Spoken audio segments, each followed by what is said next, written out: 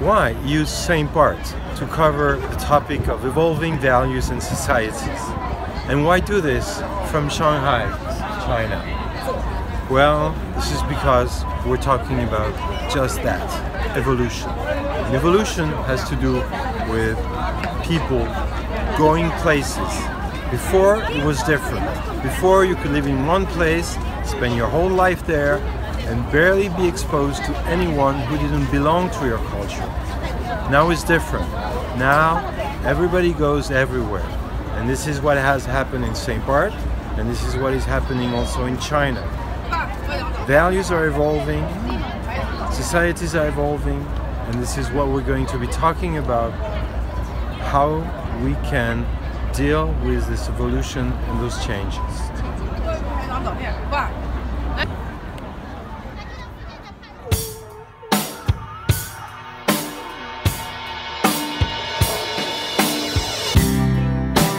Friendship is a gold mine. We better put our helmets on. Let's go down into the gold mine.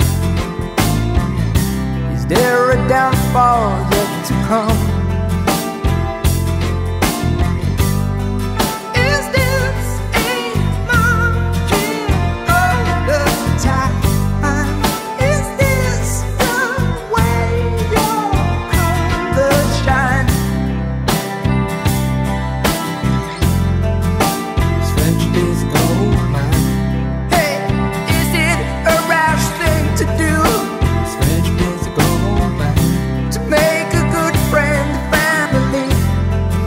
Friendship is a gold mine. 'Cause down here in the gold mine. Friendship is a gold mine. So now we're indoors. Less people, less noise, and we can talk about St Barts. I will describe the island in a few seconds, but what matters now is that I chose this island for several reasons. One, because since the topic is how values impact how people interact with each other and the challenges of our societies, St Barts is a small place, and therefore it makes it an ideal lab for observation. Then there is another reason, which is a more personal reason. First of all, I need to say hi. My name is Stephane Baillie-Gee, and the reason why I chose this island is because for a while, for several years, it was my home. Part of my family still lives there, and I very much care about this wonderful place. Now I feel that after working there as a journalist and a windsurfing instructor, now as an organizational consultant, there is something I can give back by giving a new perspective on how people interact there and in other places.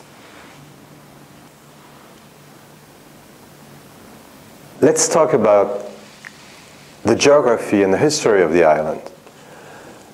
St Barts, you just saw the map, is a tiny island in the Caribbean, in the West Indies, and it is actually only 9.5 square miles, which in square kilometers is 25 square kilometers. Over the years, the history has shaped the island in very different ways. First of all, it was discovered by Christopher Columbus on his second or third trip. And the island was so small, actually, he didn't even stop there. He just sailed by, and he was thinking about how to name it, and then he thought about his brother, Bartholomew, and he said, okay, let's call it St. Bartholomew, St. Bartolomeo. And that's the name of the island.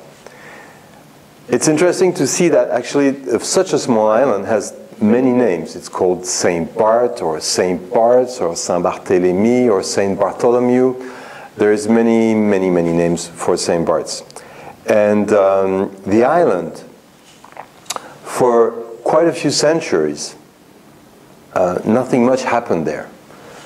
There were some settlements, small settlements. Some were less successful than others. Some actually ended up tragically with people encountering cannibals, so it was not a happy story. And with the climate of the island, which is quite dry, it's a small island, so no high mountains that catch the clouds and make it rain, it was very difficult to eke out a living in those days. And then towards the later part of the 18th century, the Kingdom of Sweden asked the Kingdom of France if they could lease the island because they were interested in opening duty-free ports. And were actually doing it also in St. Thomas in the Virgin Islands, close by. And when they started doing that, because the French kingdom, the French king actually hardly knew that there was an island over there that was French, they said, sure, you can have it. And that generated a lot of economic activity, and it was an economic boom for several decades. The island grew so fast, actually, in terms of population, that there were more people in St. Barts in the later part of the 18th century, earlier part of the 1800s, than there were, for instance, in the early 2000s. But then the Kingdom of Sweden lost interest. They didn't need that much anymore. And again, the island sank into some kind of oblivion, which it was used to, actually. And that was not happy times again. Up to the point where in the later part of the 19th century, the inhabitants started saying, we want to become French again. France seemed a little closer, and actually it was closer because there is also Guadeloupe, which is not too far, and there was St. Martin also, and they felt a little more French, so they decided to become French again. And really, that didn't change much until you had very slow development. Like, for instance, the first car arrived in 1923. By the late 1970s, there were only 3,000 inhabitants, so again, the population had dwindled down, and it was really quiet. Very few tourists went there. And then, gradually, things changed. The few tourists that came there found this place absolutely idyllic. And of course, when you discover a paradise on earth, what do? You tell your friends. And then their friends came, and then there were journalists, and then there were more people coming, and then there was this boom that we're actually witnessing now and that we're going to talk about. Until the point where now you have about 10,000 inhabitants. During the high season, the population on the island doubles to about 20,000. And again, on this 9.5 square mile island, you get 13,000 vehicles, which is quite a lot. And this is where we're at now with St. Barts, going from being named by somebody who just sailed by to something which is known throughout the world as the paradise of the rich and famous in some cases, which may be overrated, but as a beautiful place anyway.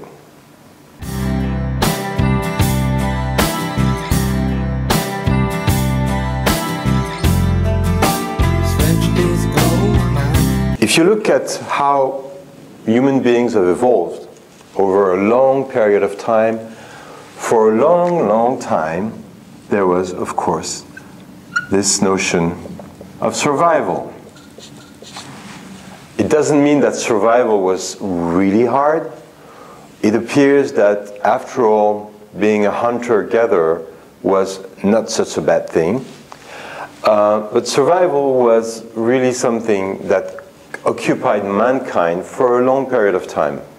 And Homo sapiens, for maybe 150 or 170,000 years, was in survival mode. But then as people started to settle down, as people started, but even before actually, and as people started to live together in bands, in tribes, then we had a different layer, which is about the clan. And the clan became something that was really central. Together we can do things, and therefore together we create a myth, we create a story, we create a culture that connects us, a language. And the clan, in turn, led some people to think that, hey, you know, if we put all the clans together, then we have a very big clan, and we're very strong. And the reason for this, for power through force, or yeah, forceful. The reason behind all of these things is that our nervous system is actually geared, built for survival. That's the only thing that matters for the nervous system, is to maintain life.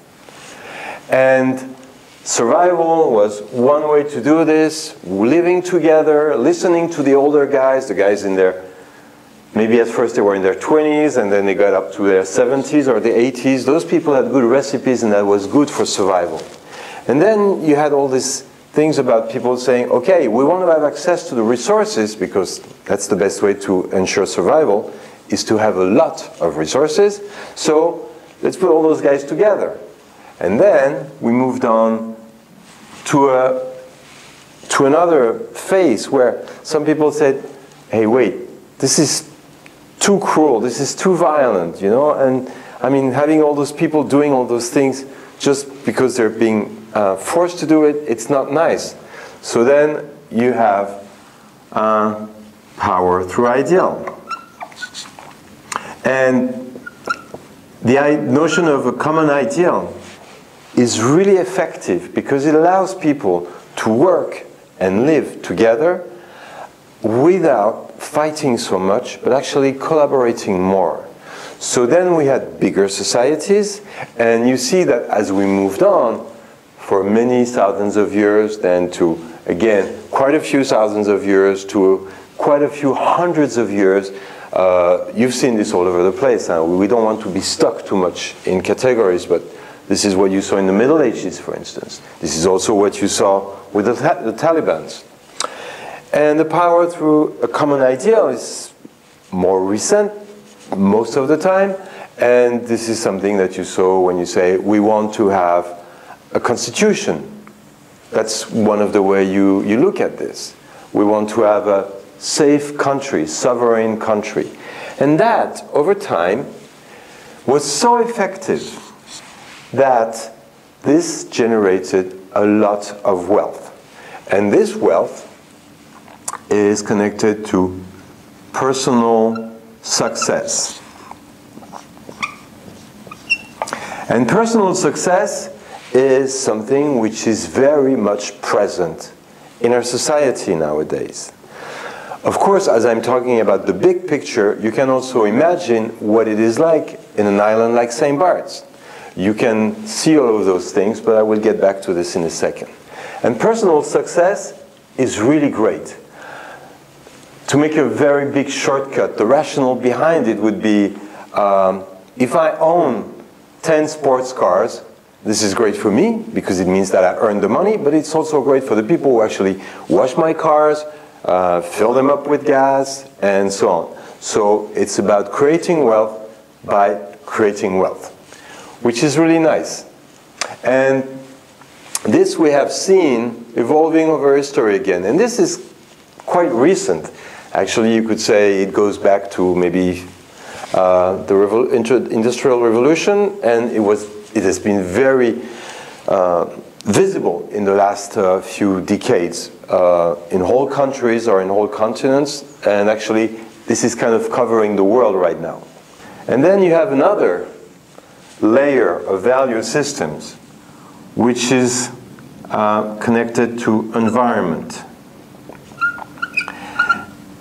And when I'm talking about environment, this is also connected to the notion of ecology as a science. Like, how do the natural systems work together? How do we maintain life, but not here from a personal perspective, but more from a more global, open perspective. So now people start to understand here that what I do impacts my environment, and I need to take care of that, because after all, I am becoming very powerful at impacting my environment. And that's one of the big challenges we see now all over the world, and that includes St. Barts. Here, those people are very much concerned about the environment, but they're very much concerned about the environment as a counterpoint, counterbalance to personal success. In other words, those guys here are telling you, hey, you know, this is very nice, this thing, you know, becoming prosperous and all that, but now it's getting to a point where we're destroying the environment, and this is not going to be sustainable. And sustainability is a word that has been around a lot for the last few years, and it's increasing. And it is because those people started talking about that, sustainability, and being together. As those guys, the people that are more concerned about the environment, start reacting to the people that are very much embedded in the personal success story, we see that at some point there is no way to go on with this battle because it doesn't lead anywhere. You see a lot of protests and demonstrations about people against some of the stuff that happens here. You could think of Davos, for instance, or the G20s and all the government stuff happening. But it doesn't lead very far. And now we're heading towards another layer of values, but this one is even more recent, where people, and I'm going to use a word you've definitely heard, it's called systemic. What it means is that people are also concerned about this, they're also concerned about all of that, but now they realize that they, from a personal perspective, not only they can do something about it, and technology supports this, but also those people, they realize that the world is very big and that we are all connected. And if you think about it for a second, Native Americans were saying this, all my relatives. It has been in all the philosophies and the religions on the planet forever. And now, in this very modern age, we need to take this into account because we are definitely all connected. You have in your pockets, on your laptop, you have all the stuff that makes you connected to this value system.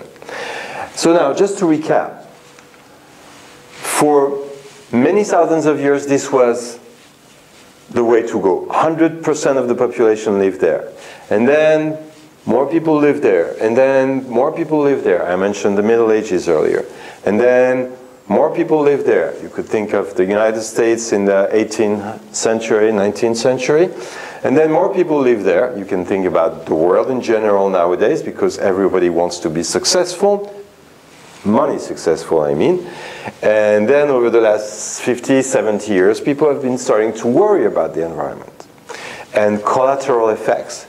And over the last 20 years, this is very much connected to technology, people have been much more interested in how they can connect with the world, how they can make things happen together.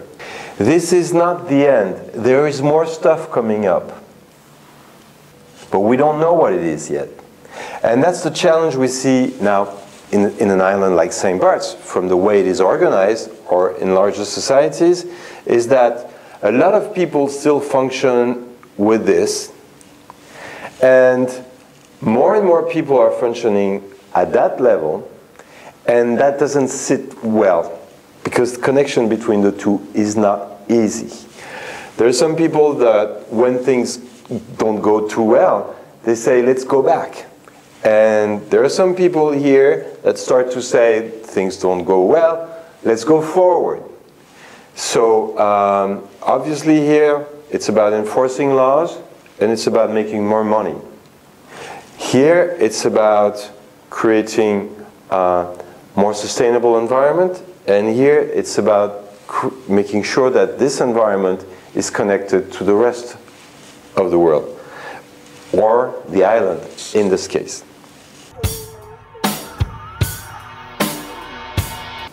So, this description of how we evolved as human species, let's apply it now to St Barts and see how this works. Here we have the notion of survival, and as I described earlier, from the moment the first settlers landed on the island until the later part of the 18th century, it was mostly about survival. At the same time, you had people that were also organized in clans, because that was kind of a standard way of living in those days, and it still is, by the way, in many parts of the world. So none of this is bad. We need to agree on that. And the clan system was also very present. The forceful thing didn't last long. It was mostly episodes of violence, but there was no notion of having a tyrannic government on the island at any point. So you can kind of skip that. And then, of course, you have the notion of the French Republic and everybody aligning to this, which was not very strong, as we saw, because of the distance from the central powers. And then from the late 70s, early 80s until now, you see this growing phase of personal success. The more money I make, the more money I make, which is something that we see all over the place. It is called success to the successful. And we will get back to that. And again, I want to insist that nobody here is a good or a bad person. It's just about what drives us. Obviously, for the last 20, 30 years, you have seen people concerned about what is happening with the environment on the island.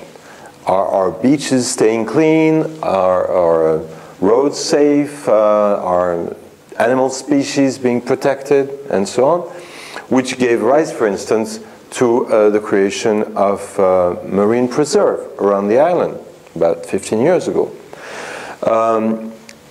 And also, you may have several people, because this is kind of a new way of addressing the world, but you may have also several people that are kind of all of that at the same time, and also very much aware that what is happening on the island resonates with what is happening outside. And this is kind of the purpose of what we're doing right now. People that are concerned about protecting the environment or the notion of environment are very much aware of that. People that are aware of personal success are very much aware of that too. How do they talk to each other? Well, first of all, how do they look at each other? People that are very much connected to the local culture, and here we're talking about St Barts culture, of course, they look at all the stuff that came afterwards as something which is not too good. Because, again, it's the teddy bear story. It's difficult to grasp what is coming afterwards. But maybe we could look at this at something else besides an either-or proposition. In other words, it would be nice, and it is feasible, to maintain the cultural roots and still have the next layers living together and unfolding efficiently. Now, here you have, as I said, a very strong presence of the success, personal success layer. The limitation of success layer, what actually creates the following layers, is that when you are successful, it is very difficult, successful from an economic point of view, it is very difficult to imagine that there are other possibilities. Intellectually, that works. But really to do something about it, and actually that means to let go of the value system to move on, is something which is tremendously difficult. Actually, we see that the system around us doesn't want to do it. If you look at the images you're seeing of St. Barts, if you look at images of the world, you see exactly the same thing happening. We know that the system as it is functioning right now is actually dysfunctional. It is destroying the whole thing. Still, we keep on doing it. And then some people ask, well, why are we still doing that? It is because we have those value systems that are very deeply embedded in ourselves. And still, they're not letting go, even though they went beyond their normal lifespan. So, of course, now we need to connect much more to these layers, but it is very difficult to let go of that. Because it's as if I was telling you, how do you let go of your bank account or of your house? This is something which is hard to grasp. Nevertheless, we cannot look for solutions in an old-fashioned way, saying, well, all we need to do is this. I mean, you hear people all the time telling you, all you need to do is this. And you hear people all the time telling you, well, I don't think so. And now we're back to the listening. And you also hear a lot of people telling you, well, this is happening because, and we don't care much about the because. Because it's just too easy to say, this is because. And then what you do is you explain an event, a manifestation, by saying, well, this is happening, okay, and it's not good, but it is because. But we don't care about the because in that case, because talking about why and the because is not going to fix anything.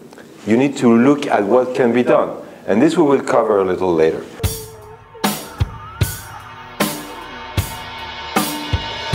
We have to create successful conversations. If the people don't talk to each other, nothing is going to happen. But at the same time, we need not to worry. There is always people full of goodwill and good ideas everywhere here. And just to describe what happens with communication, we need to understand how people here, in any of those layers, envision listening to somebody else.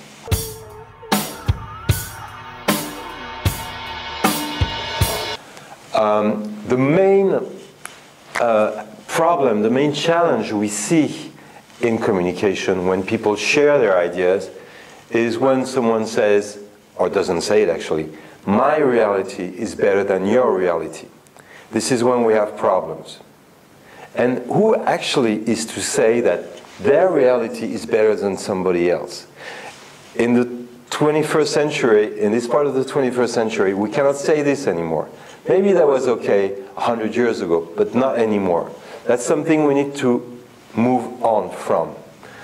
But still, you will see that there are lots of people that see the world only insofar as it confirms their vision of the world. If this is where I live and I decorated this place purple because purple is my favorite color, I will only let in stuff which is purple. The rest I will push back. I will say, I don't want this, this is not good, or actually I will deny it altogether. This doesn't exist. And you see a lot of people like that. Of course, this is something which is very painful because the world is moving, and it's moving even faster now, so that creates a lot of anguish, and that creates also a lot of backwards behavior. In other words, people who are in the power through alignment, they will want more laws and more regulations. So that's something we need to be careful about. Then you have some people, they will go to the window and open the door and look outside and say, oh yes, I see there are different colors and people doing differently, but my color is the best. And then again, we have this reality challenge problem. We cannot live with this much longer. But still, you have a lot of people who go into the yes, but, which means no. By now it should be clear. We have a lot of that. And then what is really nice is to be able to go a little further and say, okay, there are other colors, maybe they're just as good as mine, and I need to understand how we got there. How did you find out that your color is blue or green or purple or whatever? And this curiosity allows to open to the conversation, to have an open mind, to have an open heart also. Even though for people over here, open heart is not necessarily something which is very important. As we move further here, it is becoming more important. So connecting on a level basis is really an opportunity to create a different kind of future, what we call co-creation. The moment we accept that we live mostly in one of those, and at the same time we can understand that other people live together, as I said earlier, this is all about diversity. This is the moment where we can connect with diversity. And that's a beautiful moment. But then again, you need to be prepared to meet people that are going to tell you, yes, but I don't care. I'm just going to build my house because I have the right to do it and I have the money to do it. And that's a big challenge nowadays. We need to find the people that are willing to go here and to create new possibilities. And we're going to be talking about those possibilities next.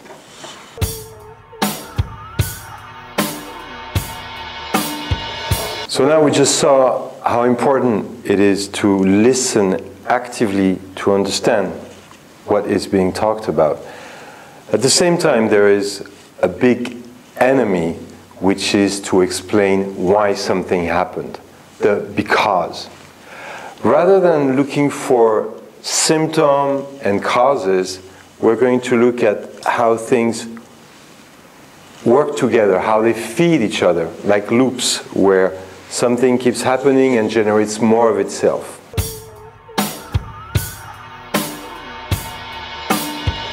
The first one I would like to show about St Barts, but again, you can think of many other loops in the society where you live, where you interact, has to do with the number of visitors. And I talked about that earlier. More visitors, like in the late 70s, early 80s, generated an increase in the island reputation. And as this reputation increased, then, of course, you got more people interested in coming there, and therefore, you got more residents. And those residents, in turn, make a separation here, generated more visitors, because friends, family, recommendations, and so on. So you have this loop where the more people come, the more people hear about the place, and the more people go there, and on and on and on.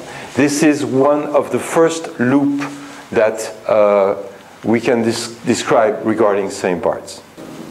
And now what we have is an increased population. So that leads us to population increasing. And when you have an increase of population, of course you need to put people in places and houses. So the demand for housing and equipment goes up. And this need for housing and equipment, of course, is going to occupy land. And so the demand for land, because land is not extensive, especially in such a small place, creates a price increase. And the price increase is, of course, very much connected to what feeds the people in the personal success layer. This, in turn, and for the same reason, attracts investors' investments. And as investments increase, then you get, of course, a need to make the island more famous, more attractive, work on the reputation, make more people come, and now you see how those two loops feed each other, which in turn create more population, and you have this thing going on and on its own. So now, if we look at this notion of land price, it impacts life on the island in many ways, but I'm going to specifically talk about two ways. The first one is that this impacts the cost of living. And therefore, you need to make more money in St Barts than in many other places in order to maintain a sustainable lifestyle.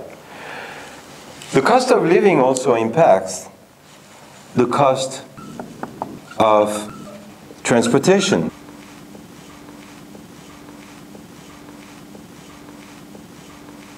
Meaning, having wheels, a car, motorcycle is also more expensive in St Barts than in other places. And this impacts also the vehicles, the cars, the trucks, the mopeds that are being used, because in some cases, because they're expensive, people will try to keep them longer. So on the one hand, those who can afford them will have new and expensive cars, and on the other, a large part of the population will just keep on riding on cars and motorcycles and mopeds, which are not in such a great condition. The second way I wanted to isolate in terms of how growing land price impacts life on the island is also the property size. And again, for the very successful, from an economic perspective, it is easy to buy big pieces of land with prime view, prime location. But most of the people who want to access to property in St Barts will have to buy smaller pieces of land because there is not much land available, and also because it is expensive. But not only the property size is affected, you also have the location. And the location means that you need to build, for instance, closer to the roads, and closer to the roads because of the number of vehicles, and sometimes because they're not in good shape, that creates the need to build walls. And therefore, what at first was a very nice idea to have more visitors creates a place where you have more traffic, more difficult traffic, and also more walls because properties and houses are built closer to the road. And here, obviously, you can see how all those events may be perceived by the different value systems in terms of erosion of environment, erosion of cultural values, or possibilities in terms of investment. But let's take this a little further. Actually, the vehicles, that creates traffic. And traffic in a place where there is not much space generates two opposing phenomena. One of them is traffic jams. So it becomes more difficult to circulate. But whenever it is possible to not be stuck in a traffic jam, then people start going faster. And you have the two happening at the same time, but of course in different places. And I was talking about the vehicles here, and some of them I said maybe they're not in great shape. So, along with traffic jam, you have noise. And faster traffic with a broken exhaust also creates noise. And to protect themselves from the noise, I wrote it here, you get more walls. And more walls cuts the view. So basically when you're driving, if you're in a traffic jam or whether you drive fast, there is not much left to look at. So the beauty of the island is kind of hidden, and since there is nothing to look at, people tend to drive faster. And you see how all of this interacts to the point where it becomes a never-ending loop. All this activity, obviously this is connected to business.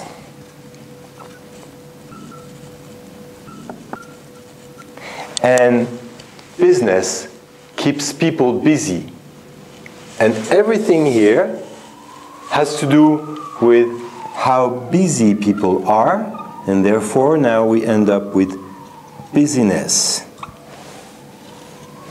And being more busy, knowing that it's less easy to circulate, then this impacts the social life.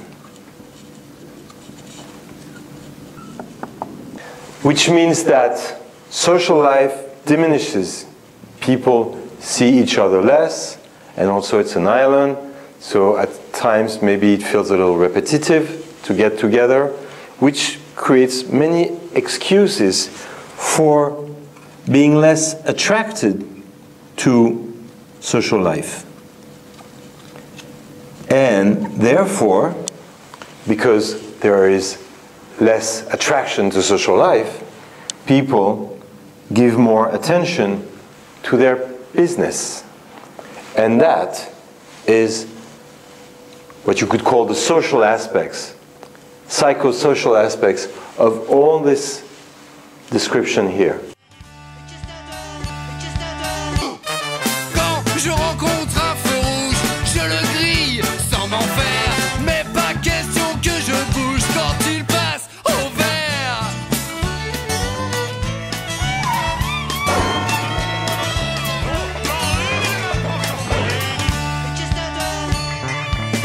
Dans ma voiture, je joue les durs, car dans ma vie c'est pas joli. J'ai tout raté, même le permis, même le permis, même le permis. At the same time, no matter how people look at it, they are still in the same boat. Let me describe what this boat is. It is just that in the last 40, 50 years, whatever, we have seen an evolution. We have seen an island that was becoming more and more famous, as I mentioned here, and also we have seen an island where prices, the value, the market value of the island keeps going up. At the same time, what we just saw is the environment, and now I'm connecting with the environment layer of value, the real enjoyment of the place, unless you can spend a lot of money for it, but still you cannot escape the traffic jams. This perceived value, this enjoyment value, has been also moving, but going down. And we see this all over the place, basically. We see this in any famous tourist attraction kind of places. Now, there is a threshold where if you go beyond, then there is no going back. This is not connected so much with the price as how enjoyable the place is. But now, if you talk about people that are willing to spend a lot of money, they're also interested in receiving stuff for their money. And if there is too much of a discrepancy, then again, there's no going back. So all the layers, all the people I mentioned here are in the same boat, because they may be looking at this, they may be looking elsewhere, they may be looking at that, whatever they look at. Anyway, there is no escaping this, because this is what happens to human societies. And this is what will happen unless people start having meaningful conversations, which we covered earlier.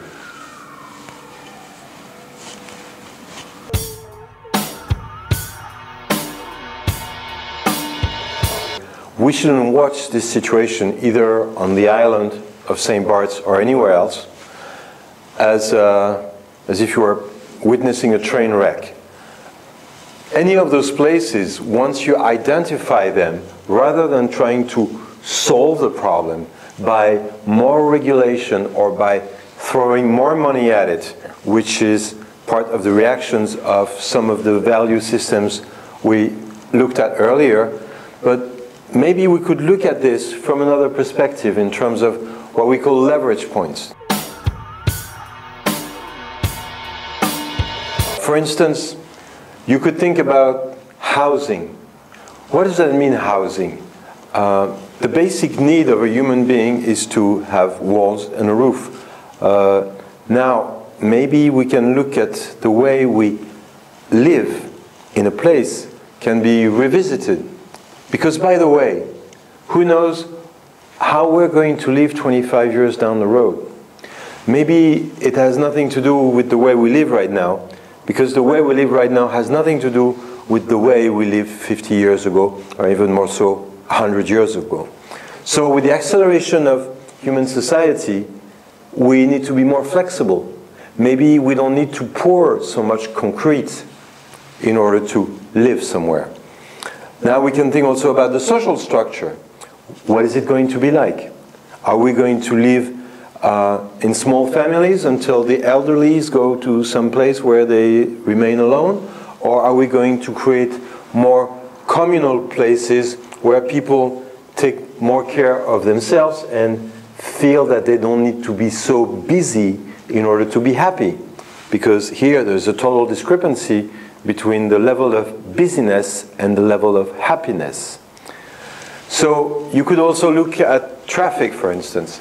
The same reason I said 25 years down the road you don't know what we're going to live in, but 25 years down the road we don't know what we're going to be driving. And actually, most likely we're not going to be driving anything, because transportation is going to be driverless. And again, many people will say this is not possible, for the same reason that in the mid-90s many people said we'll never pay or buy anything online. Well, there we go. So maybe St Barts can consider how it wants to approach its driving or its transportation from the future. There are many possibilities. Again, it's in the hands of everyone. We shouldn't go into the blaming game. We don't need to go into the waiting for somebody to do it. I said it earlier, but I think it needs to be repeated.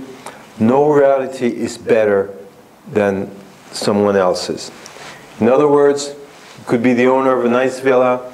His reality is no better than that of the fisherman, or vice versa.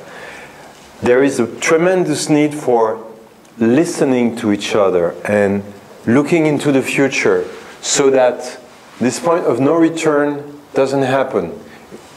Because when points of no return happen, there is terrible loss of property and terrible loss in terms of environment. And just to finish with the terrible losses we may incur. When we think about the economy, maybe we can think about economy in 25 years. If we go on like this, where is this going to lead us? What if we change our perspective and we start working in an economy which doesn't exist yet, but probably will have to if we want to survive? Like, for instance, maybe at the level of St Barts, some different currencies for different functions or applications, and not just the money as we know it right now, because this money leads to financialization, which is an escalation of the suction of money to the point where, not in St Barts, but in the world, and probably also in St Barts, you get very, very few people who own more than the rest of the people. And this shows that it's not functional anymore.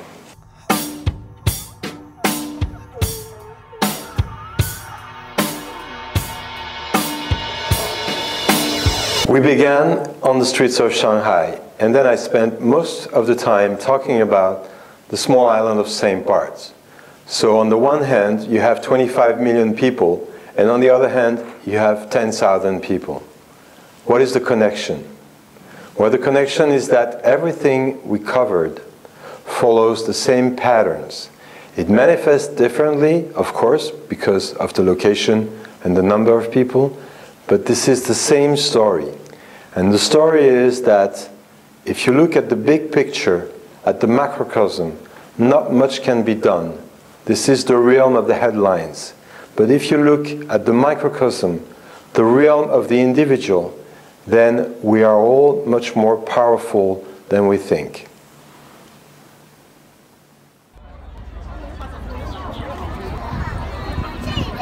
So now we're back in the streets of Shanghai. We've covered the topic of interacting values. We see how important it is to listen from a different place so we can start seeing things together. Now here in those streets you see people, most of them much happier from a material perspective than they were 20 years ago or 30 years ago. Still, who knows where this is going to lead them 20 years down the road. Because one thing is for sure, and this is true here, this is true in St Barts, this is true everywhere, but to keep on doing the same thing and expect different results is a definition of insanity. So now my last question is this: what are we going to do? What are you going to do? Thank you.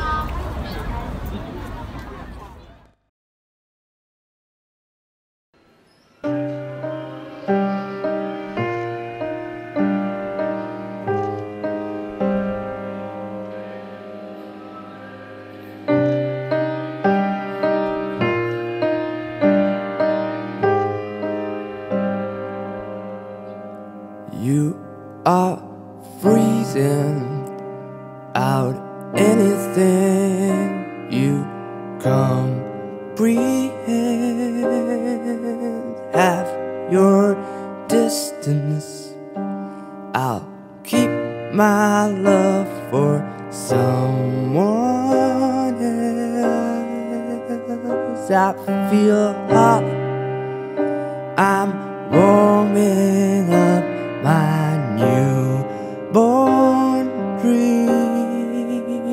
On these flames, one can cook 1,000 meals. Anytime you wanna see the earth glow, the embers kindle easily if you blow. You're so cold, you're afraid to burn your hands, so you run from so much heat in one man.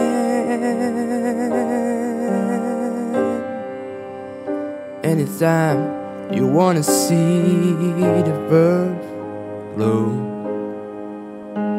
the embers kindle easily if you blow. Ice girl, you must be freezing. Light this cigarette, it will be red hot for a while.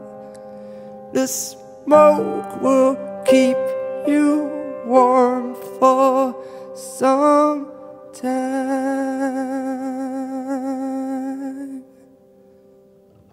I've been burning. You don't like to sit near the fire.